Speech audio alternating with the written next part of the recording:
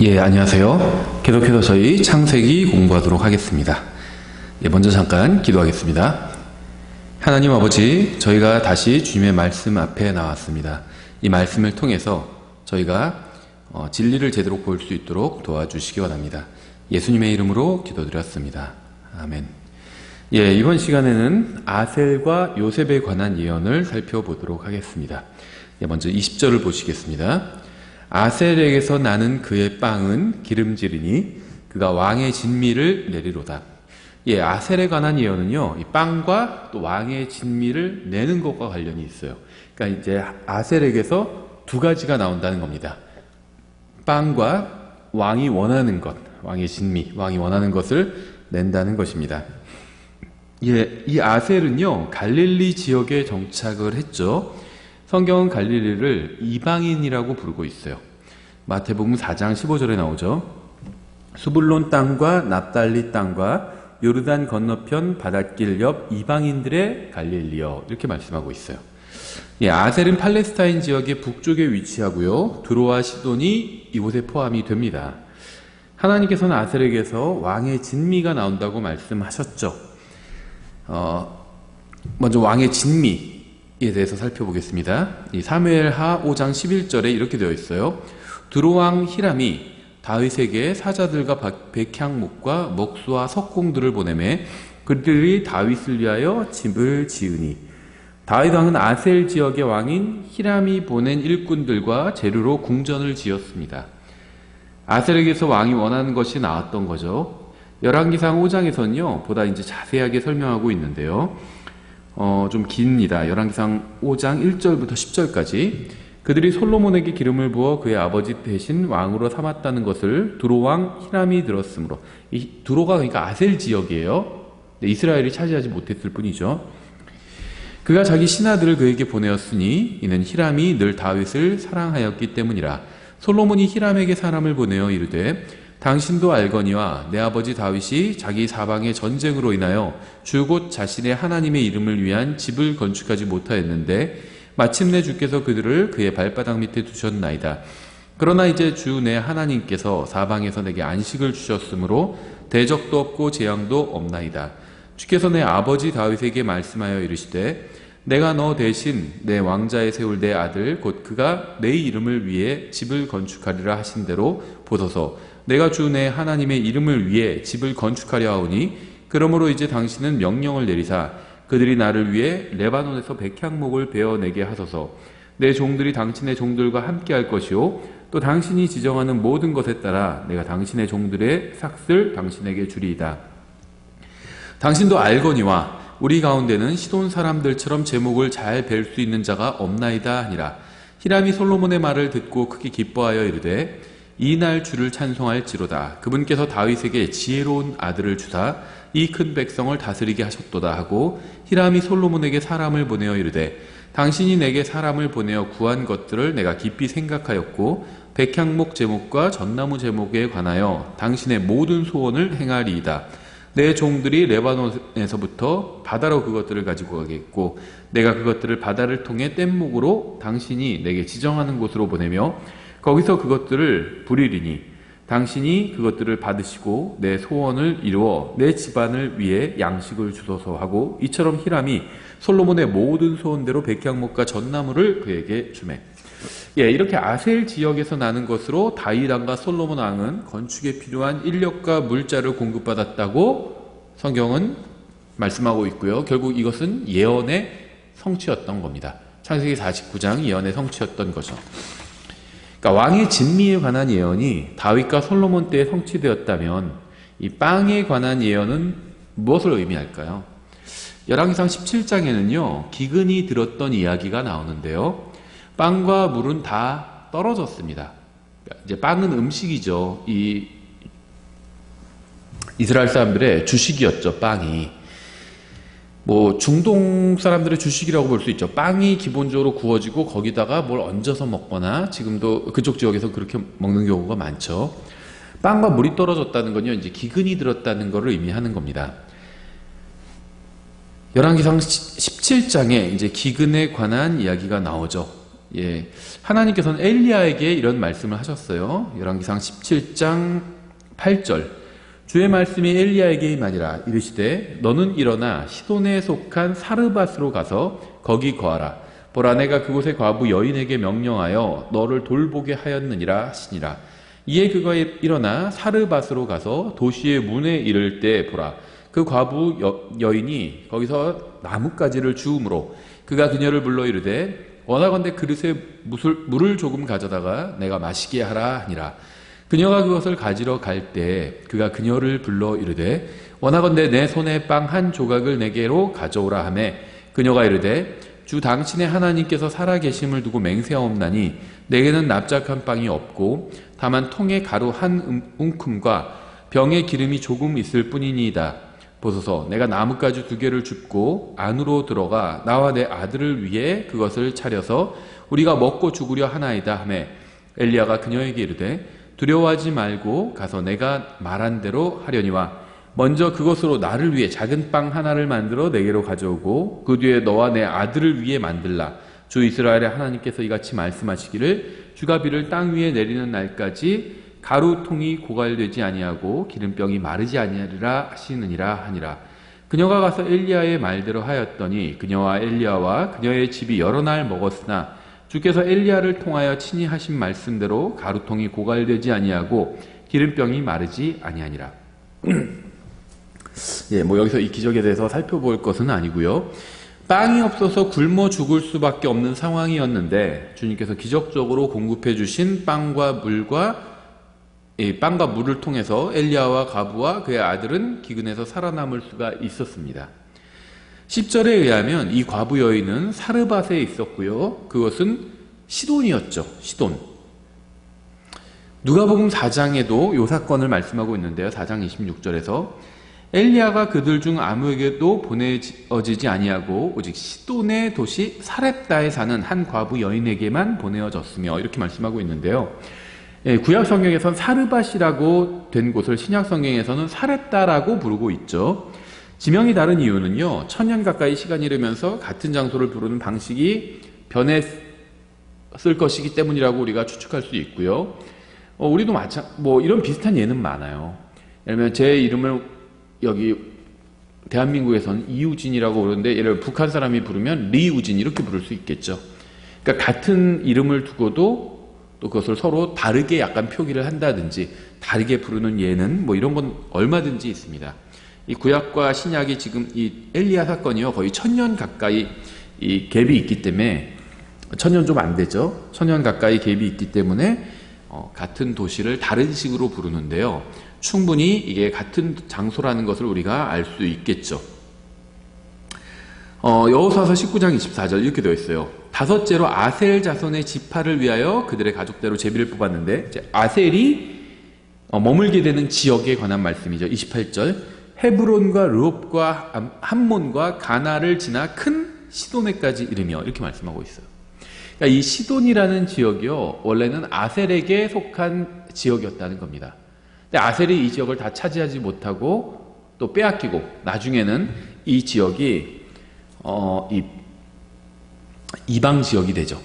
그래서 시돈과 두레는 이방 지역이 됩니다. 예. 예, 그래서 이렇게 시돈은 아셀에게 속한 지역이었습니다. 여호수아기에 나온 각 지파에게 특정한 지역이 할당된 이야기는요, 자칫 좀 지루해 보이기도 하고요. 성경에 기록된 이유가 이해되지 않을 수도 있습니다. 어느 지파가 어느 지역에 있는 게 그렇게 중요한 얘기인가 이런 생각이 들 수도 있죠. 성경에 기록된 인명과 지명이 중요한 이유는요, 예언의 성취를 확인할 수 있는 중요한 단서가 되기 때문입니다. 우리가 믿음을 가지고 성경을 면밀하게 비교해 본다면 성경이 스스로 해석하고 있음을 알 수 있습니다. 만일 여호수아기 19장이 없었더라면 아셀과 시돈을 연관짓는데 어려움이 있었겠죠. 아셀은 이스라엘의 지파 중에 하나고 시돈은 이방인의 지역이잖아요. 이게 무슨 관련이 있을까 알기가 어려웠다는 겁니다. 그래서 성경은 하나님의 모든 말씀이 순수하다고 선포하고 있는 거예요. 모든 말씀이 다 중요하고 순수하고 진리 그 자체라는 겁니다. 잠언 30장 5절 이렇게 되어 있죠. 하나님의 모든 말씀은 순수하며 그분은 자신을 신뢰하는 자들에게 방패가 되시느니라 이렇게 말씀하고 있어요. 누가복음 2장에는요 예수님의 출생 배경이 설명되어 있죠. 요셉은 예수님이 태어나시기 전까지는 마리아와 동침하지 않다가 주님의 출생 후에 동침했습니다. 물론 마리아가 낳은 것은 예수님이 아니라 인간으로 오신 예수님의 몸이었죠. 이거 잘 구분해야 돼요. 전에도 말씀드렸죠. 어떤 분이 이걸 잘 모르시더라고요. 예수님이 하나님이니까 예수님의 몸도 하나님이다 이렇게 생각하더라고요. 그렇지 않아요. 여기서 제가 말하는 예수님의 몸은요 마리아의 태 속에서 만들어진 몸을 말하는 겁니다. 변화된 몸을 말하는 게 아니에요. 또 성육신하기 이전에 입고 계셨던 어떤 영적인 어떤 영광스러운 몸을 말하는 것도 아닙니다. 마리아의 태 속에 있던 몸을 말하는 거예요. 예수님의 몸은 예수님이 입고 계셨던 인간의 육체는 2000년 전에 마리아의 태 속에서 만들어졌죠. 하지만 예수님은 2000년 전에 만들어지신 분이 아니죠. 영원 전부터 계셨던 분입니다. 그러니까 예수님과 예수님의 몸을 구분할 수 있어야 돼요.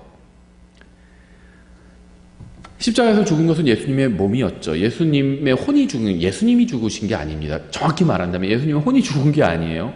몸이 죽은 거죠. 몸이. 그렇죠. 예수님의 몸과 예수님 자체, 그 몸 안에 계셨던 예수님을 구분할 수 있어야 됩니다. 그러니까 하나님이요. 그러니까 예수님께서 2000년 전에 인간의 몸으로 오셨던 것은 뭐냐면요. 예수님은 하나님이잖아요. 하나님이 인간의 육체 안에 계셨던 겁니다. 저는 인간이 인간의 육체 안에 있죠. 이 몸도 인간이고 이 몸 안에 있는 저도 인간이죠. 인간이 인간의 육체 안에 있는 거예요. 예수님은요 하나님이죠. 예수님의 몸은 마리아의 태 속에서 만들어진 거죠. 하나님이 인간의 육체 안에 계셨던 겁니다. 마리아가 하나님을 낳은 게 아니에요. 마리아는 하나님께서 거하실 인간의 몸을 낳았을 뿐입니다. 이걸 잘 구분할 수 있어요. 이게 제가 나중에 더 기회가 되면 드리겠지만요. 이거는 굉장히 중요해요. 교리적으로도 중요하고 실행적으로도 굉장히 중요합니다. 이걸 제대로 알지 못하면요. 영적으로 바르게 성장해 갈 수가 없어요. 굉장히 중요한 교리입니다. 이걸 혼동하면 잘못하면 이단 교리에 빠져요. 저한테 질문하셨던 분은 자기는 끝까지 예수님의 몸도 하나님이었다 이렇게 믿고 싶다고 하더라고요. 그게 바로 카톨릭 교리예요.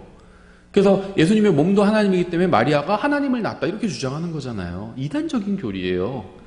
절대 그렇게 생각하시면 안 됩니다. 그렇게 믿으면 안 돼요. 마리아가 낳은 것은 예수님이 아니라 인간으로 오신 예수님의 몸이었죠. 예수님께서는 인간으로 태어나신 후에 요셉과 마리아에게 복종하셨습니다. 특히 요셉은 예수님의 생물학적인 아버지가 아니었지만 예수님은 요셉을 양부로 인정하고 그에게 복종했습니다. 요셉은 예수님의 생물학적인 아버지는 아니었지만 이 생물학적인 어머니의 남편이기 때문에 마리아의 남편이었기 때문에 예수님은 그에게 자녀로서 순종했던 겁니다. 왜 이런 얘기가 성경에 기록되어 있는지 아세요? 친부모가 아니면 복종하지 않아도 된다고 생각하는 사람들이 있을 것을 주님께서 미리 아셨기 때문입니다. 가정이 많이 깨지는 경우가 많잖아요. 이혼하고 또 재혼하고 그러면은 부모 중에 한쪽은 나의 친부모가 아닌 경우들이 있죠. 그래서 친부모가 아니기 때문에 내가 순종할 수 없다 이렇게 얘기하는 경우도 있죠. 친부모가 아니라고 해서 양부모라고 다 나쁜 건 아니죠. 훌륭하신 양부모님들이 있어요. 성경은요 양부모에게도 마땅히 순종해야 된다고 말씀하고 있습니다. 친부모가 아니래도 순종해야 돼요. 요셉은 예수님의 생물학적인 아버지가 아니었지만 예수님께서는 30세까지는 순종하셨잖아요. 누가복음 2장 33절 요셉과 아이의 어머니는 그가 아이에 관하여 말한 그 일들로 인해 놀라더라. 이 변개된 성경들에는요 요셉과 아이의 어머니라는 부분이 아이의 아버지와 어머니라고 되어 있습니다. 그들이 성경을 그렇게 수정해 놓은 이유는요 예수님의 신성을 부인하기 위해서겠죠. 당연히 34절 시몬이 그들을 축복하고 아이의 어머니 마리아에게 이르되 예수님의 몸의 어머니이기 때문에 이 마리아는 예수님의 어머니가 맞아요. 다만 하나님의 어머니는 아니에요. 예수님의 인간 육체의 어머니인 거죠. 보라 이 아이는 이스라엘에서 많은 사람을 넘어지게 하고 다시 일어나게 하기 위해 세워졌으며 또 비방을 받는 표적이 되기 위해 세워졌나니 참으로 칼이 내 혼도 찔러 꿰뚫으리라. 이것은 많은 사람의 마음의 생각이 드러나게 하려 함이니라 하더라. 또 아셀 지파에 속한 아셀 나오죠 이제 바누엘의 딸 안나라 하는 여대언자가 있었는데 그녀는 나이가 매우 많더라. 그녀가 처녀 생활을 벗어나 7년을 남편과 함께 살다가 과부가 된 지 84년쯤 되니라. 그녀가 성전을 떠나지 아니하고 밤낮으로 금식하고 기도하며 하나님을 섬기더라. 마침 그때 그녀가 나와 마찬가지로 주께 감사를 드리고 예루살렘에서 구속을 기다리던 모든 사람에게 이 아이에 대하여 말하니라. 예수님께서는 베들레헴에서 출생하셨습니다. 요셉과 마리아는 예수님을 성전으로 데려가 할례를 행하는 등의 필요한 절차를 밟으셨어요. 그때 아셀 지파에 속한 여대언자인 안나가 예루살렘에서 구속을 기다리던 모든 사람에게 예수님에 관해 말을 했죠. 이것은 예수님께서 지상 사역을 시작하실 때나 혹은 침례자 요한이 사역을 시작하기 훨씬 전의 일이었어요. 30년 전의 일이었죠. 그러니까 예수님은 참된 생명의 빵입니다. 아셀 지파에 속한 대언자인 안나는 주님께서 사역을 시작하시기 30년 전에 이미 주님에 관해서 선포를 한 겁니다. 사도행전 27장 1절. 그때 배 타고 이탈리아로 가기로 결정되매 그들이 바울과 어떤 다른 죄수들을 아우구스투스 부대의 백부장인 율리오라 하는 사람에게 넘겨주니라. 우리가 아시아 해안을 따라 항해하려 하는 아드라미티움의 배에 타고 떠났는데 데살로니가 출신의 마케도니아 사람 아리스타고가 우리와 함께하니라. 다음날 우리가 시돈에 닿았는데, 아셀 지역이죠, 시돈. 어떤 일이 일어났는지 보세요. 시돈에 닿으니까 율리오가 바울을 친절히 대우하고 그에게 자유를 주어 그의 친구들에게 가서 휴식을 취하게 하니라. 이 시돈에 아셀 지역에 바울의 친구들이 있었던 거죠. 또 거기서 우리가 떠났으나 바람이 반대로 불므로 키프로스 아래쪽으로 항해하여 아셀 지역에서 엘리야는 빵을 공급받았고요. 또 그 지역 출신의 여대언자가 생명의 빵이신 예수님에 관해서 선포했습니다. 또한 이 생명의 빵을 전하는 사도 바울도 아셀 지역인 시돈에서 친구들을 만나 휴식을 취했습니다. 빵은 양식을 상징하죠. 생명의 빵인 예수님을 전하면 누군가 영적으로 다시 태어나 배부르게 될 수 있어요. 복음을 받아들이는 사람이 아무도 없는 경우에도 생명의 빵이신 예수님의 복음을 전하는 사람은 자신이 전하는 복음으로 인해서 영적으로 힘을 얻고 배부르게 됩니다. 그러니까 나가서 복음을 전하면요, 다른 사람에게 복음을 전하면 내가 복음을 전했는데 다른 사람이 구원받게 된다면 그 사람은 영적으로 체험을 받게 되는 거죠. 근데 내가 복음을 전했는데 아무도 구원받지 않아도 내가 복음을 전한 그 자체로 나에게 그게 힘이 된다는 겁니다. 왜냐하면 생명의 빵이신 예수님을 선포하면 그 선포하는 사람에게도 영적 체험이 일어나게 된다는 거예요. 복음을 전하지 않는 그리스도인보다 복음을 전하는 그리스도인이 더 큰 영적인 힘을 내는 이유가 바로 여기에 있겠죠. 예, 다시 창세기로 돌아가서 이제 요셉을 보겠습니다. 49장 22절. 요셉은 열매가 많은 가지, 곧 샘 옆에 열매가 많은 가지인데 그것의 작은 가지들이 담을 넘는도다. 여기서는 요셉이 열매가 많다고 예언을 하죠. 이것은 요셉이 다른 형제들보다 배로 많은 유업을 받은 것을 의미합니다. 요셉은 하나의 지파가 아니라 에브라임과 므낫세 두 개의 지파가 되죠. 게다가 루벤의 죄로 인해서 장자권이 요셉에게로 넘어가게 됩니다. 역대기상 5장 1절부터 2절에 이제 이스라엘의 맏아들인 루벤의 아들들은 이러하니라. 그는 맏아들이었으나 자기 아버지의 침상을 더럽게 하였으므로 그의 장자권이 이스라엘의 아들인 요셉의 아들들에게 주어졌더라. 계보는 장자권에 따라 계수할 것이 아니니라. 유다가 그의 형제들보다 우세하였고 우두머리 치리자가 그에게서 났으나 장자권은 요셉의 것이더라. 이렇게 말씀하고 있죠. 에스겔서 48장에 의하면요, 천년왕국에서도 이러한 요셉의 특권이 계속 유지가 되는 걸 볼 수 있습니다. 23절, 창세기 49장 23절. 활 쏘는 자들이 그를 심히 괴롭게 하고 그를 쏘며 그를 미워하였으나 그의 활이 강하고 그의 손의 팔이 야곱의 능하신 하나님의 손으로 말미암아 강하게 되었나니 거기서부터 목자 곧 이스라엘의 돌이 나오는도다. 그것은 곧 내 아버지의 하나님으로 말미암나니 그분께서 너를 도우실 것이요 또 전능자로 말미암나니 그분께서 내게 복을 주시되 위로 하늘의 복과 아래 놓인 기품의 복과 젖가슴의 복과 태의 복을 주시리로다.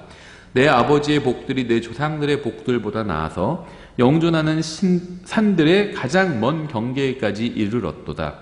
그것들이 요셉의 머리 위로 임하며 자기 형제들로부터 구별된 자의 머리에 있는 관 위에 임하리로다.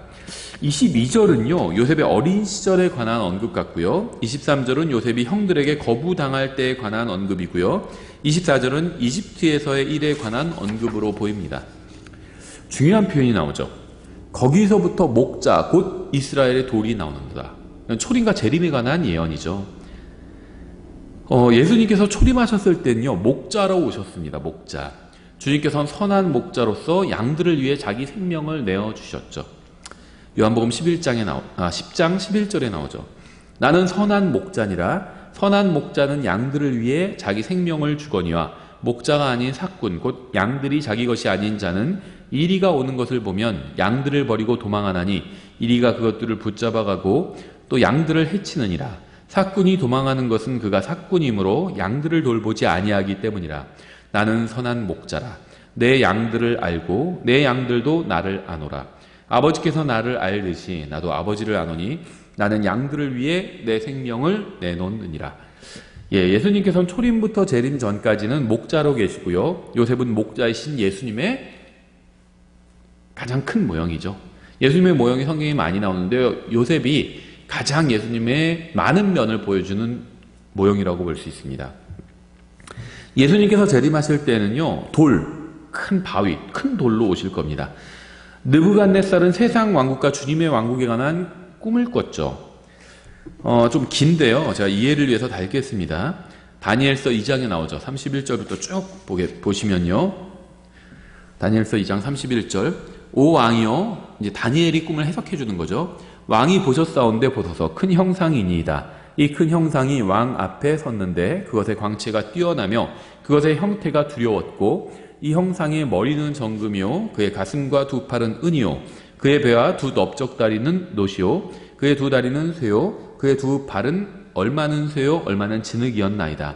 왕이 보셨는데 마침내 손을 대지 아니하고 깎아낸 돌이 그 형상을 치되 쇠와 진흙으로 된 그의 두 발을 쳐서 그것들을 산산조각 내며 그때 쇠와 진흙과 놋과 은과 금이 다 산산조각 나서 여름 타작마당이 겨같이 되어 바람에 쓸려가므로 그것들의 자리를 찾지 못하였고 그 형상을 친 돌은 큰 산이 되어 온 땅을 채웠나이다.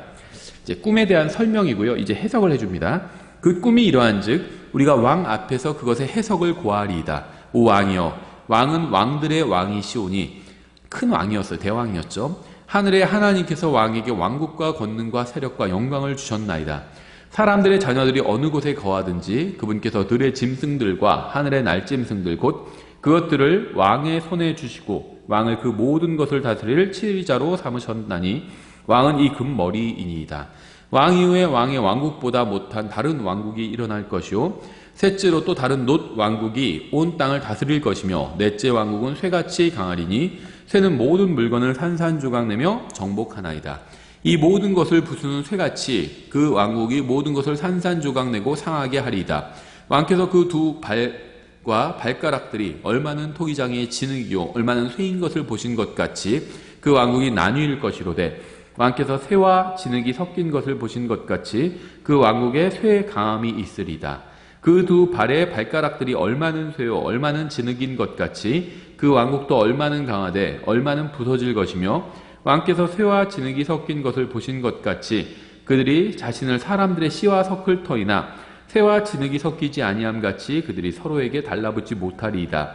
이 왕들의 시대에 하늘의 하나님께서 한 왕국을 세우실 터인데 그것은 결코 멸망하지 아니하리이다. 그 왕국은 다른 백성에게 남겨지지 아니하며 이 모든 왕국들을 산산조각 내어 소멸시키고 영원히 서리이다. 손을 대지 아니하고 산에서 깎아낸 돌 얘기가 나오죠. 쇠와 놋과 진흙과 은과 금을 산산조각 낼 것을 왕께서 보셨사온즉 위대하신 하나님께서 이후에 있을 일을 왕에게 알리셨나이다. 그 꿈은 확실하며 그것의 해석은 분명하나이다 하니라. 이 예언처럼 주님께서 재림하시면 세상 모든 왕국을 멸하시고 자신의 왕국을 세우실 겁니다. 계시록에도 이제 이 예언에 관한 직접적인 일이 일어나죠. 계시록 19장에 11절.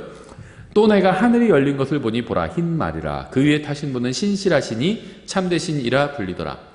큰 돌이 와서 세상 왕국을 부수는 장면을 계시록에서 묘사한 거예요. 그분은 의로 심판하며 전쟁을 하시느니라. 그분의 눈은 불꽃 같고 그분의 머리 위에는 많은 관이 있었으며 또 그분께 기록된 한 이름이 있었으나 그분 밖에는 아무도 그것을 알지 못하더라. 또 그분께서 피에 담근 옷을 입으셨는데 그분의 이름은 하나님의 말씀이라 불리느니라. 하늘에 있던 군대들이 희고 깨끗한 고운 아마포 옷을 입고 흰 말을 타고 그분을 따르더라. 그분의 힘에서 예리한 검이 나오는데 그분께서 그 검으로 민족들을 치시고 또 철장으로 그들을 다스리시리라.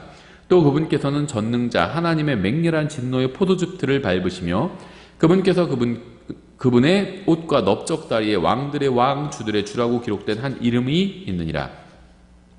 예, 주님께서 재림하시면 민족들을 치시고 자신의 왕국에서 철장으로 그들을 다스리실 겁니다. 강력하게 다스리신다는 거예요. 철장으로 다스리신다는 건. 이사야서 9장 6절에도 나오죠.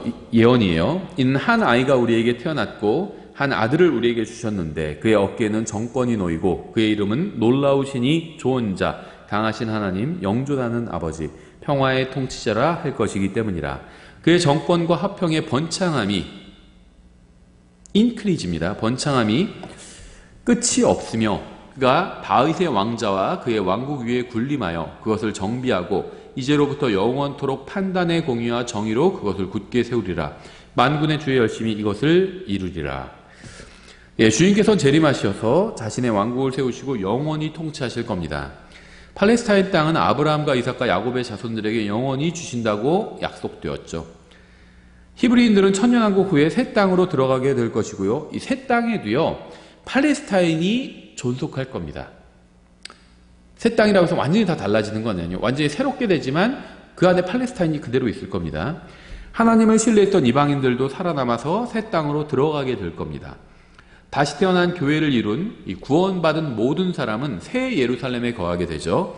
팔레스타인에는 유대인들이 거할 것이고요. 12민족이 유대인들의 영토를 제외한 곳에 거하게 될 것이고요. 그리고 그들은 다시 땅을 채우게 될 것입니다. 그의 정권과 화평의 번창함, increase, 번창함이 끝이 없으며 이렇게 말씀하고 있는데요. 주님의 영원한 왕국은요, 화평만 끝이 없는 것이 아니라 번창함도 끝이 없습니다. 주님의 왕국과 정권은 영원히 성장해 나아갈 것입니다. 계시록 21장 1절 내가 새 하늘과 새 땅을 보았으니 이는 처음 하늘과 처음 땅이 사라졌고 바다도 다시는 있지 아니하였기 때문이더라. 나 요한이 보매 거룩한 도시 새 예루살렘이 신부가 자기 남편을 위하여 단장한 것 같이 예비한 채 하늘에서 하나님으로부터 내려오더라. 내가 하늘에서 나는 큰 음성을 들으니 이르되 보라 하나님의 성막이 사람들과 함께 있고 그분께서 그들과 함께 거하시리라. 그들은 그분의 백성이 되고 하나님께서는 친히 그들과 함께 계셔서 그들의 하나님이 되시리라. 또 하나님께서 그들의 눈에서 모든 눈물을 씻어 주시리라. 다시는 사망이 없고 슬픔도 울부짖음도 없으며 또 아픔도 다시는 없으리니 이는 이전 것들이 지나갔기 때문이라 하더라. 다시는 슬픔이나 사망이나 눈물이 없을 것이고요. 구원받은 사람들은 영원히 주님을 찬양하게 될 겁니다. 그래서 저희가 아셀과 요셉에 관한 이들에 관한 마지막 때에 관한 예언을 살펴봤습니다. 다음 시간에 아마 납달리와 이제 베냐민 남았죠. 다음 시간에 이 두 사람에 대한 것과 또 나머지 아마 50장까지 저희가 같이 보게 될 것 같습니다. 여기까지 하겠습니다.